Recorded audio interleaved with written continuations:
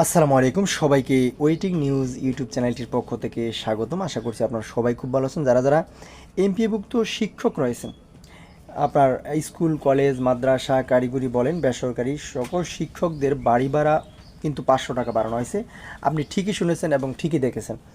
আসলে এটা যে কত ধরনের আপনার কত মানে বড় একটা পাওয়া আপনাদের জন্য, কারণ আপনারা কিন্তু এর আগে আন্দোলন করে আসছেন আপনাদের এই বাড়ি ভাড়া বাড়ানোর জন্য, সরকার নিয়ম করার জন্য। তো দেখেন সেটা কিন্তু মোটামুটি একটা স্ট্যান্ডার্ড লেভেলের বাড়ানো হয়েছে এবং আমরাও কিন্তু কিছুদিন আগে ভিডিও দিয়েছিলাম যে আপনাদের বাড়ি ভাড়া বাড়ানো হবে। আপনারা অনেকেই স্কিপ করে ভিডিওটা চলে গেছেন। দুঃখজনক হলো, আসলে আমাদের ভিডিওগুলো অনেক কষ্ট করে আমরা মেক করি।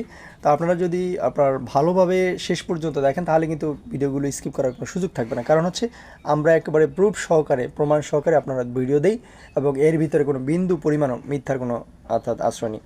তো পুরো ভিডিওটি না টেনে সম্পূর্ণ দেখবেন এবং এই চ্যানেলে যদি আপনি নতুন দর্শক হয়ে থাকেন তাহলে চ্যানেলটি এখনই সাবস্ক্রাইব করে আমাদের সাথে যুক্ত থাকবেন, কারণ শিক্ষা সংক্রান্ত বিভিন্ন খবর এই চ্যানেলে আমরা সবার আগে দিয়ে থাকি। এমপিভুক্ত শিক্ষকদের বাড়ি ভাড়া 500 টাকা বাড়লো, পরিপত্র জারি হয়ে গেছে 5 অক্টোবর 2025। চলেন আমরা বিস্তারিত খবরটা একটু জানি। বেসরকারি শিক্ষা প্রতিষ্ঠানে কর্মরত এমপিভুক্ত শিক্ষকদের বাড়ি ভাড়া 500 টাকা বাড়ানো হয়েছে। এর ফলে শিক্ষকরা এখন থেকে 1,500 টাকা বাড়ি ভাড়া পাবেন। গত 30 সেপ্টেম্বর অর্থ মন্ত্রণালয়ের প্রবিধি শাখা থেকে এই সংক্রান্ত অনুমোদন দেওয়া হয়।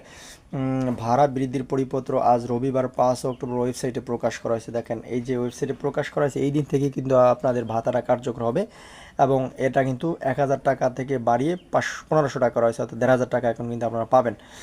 এবং এটা কিন্তু দেখেন ওয়েবসাইটে প্রকাশ হয়েছে, অনুমোদন দেওয়া হয়েছে এবং 5 অক্টোবর ওয়েবসাইটে প্রকাশ হয়েছে। আপনি মনে করেন এখন আপনারা কতটুকু বিশ্বাস করবেন অবিশ্বাস করবেন।